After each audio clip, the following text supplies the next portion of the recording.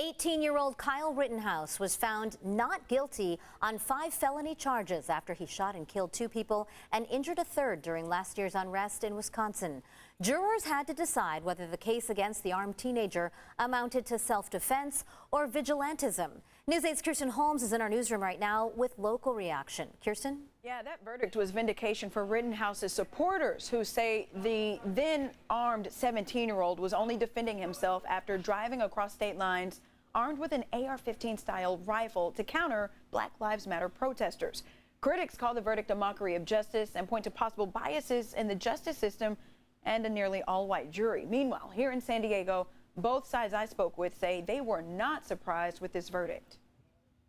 We, the jury, find the defendant, Kyle H. Rittenhouse, not guilty. Black people across the world and even here in this county, we knew that he was not going to get a conviction. Tasha Williamson is a local activist who says the verdict in the Rittenhouse case only adds insult to injury.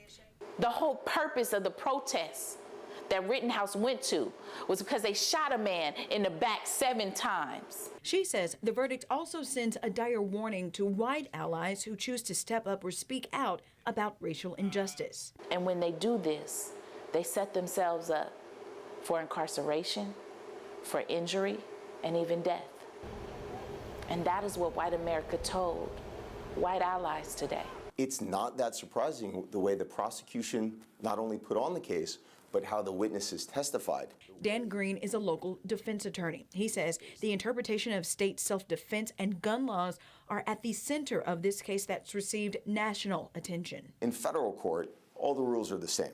But when you're in state court, we're talking about different rules for different states. I work in that business. It wasn't important why he went there in the first place. It's what happened in the moment in time when he made the decision to use deadly force. Did he go there for noble reasons? I don't know. That's not the issue that was in front of the jury. Find the defendant, Kyle H.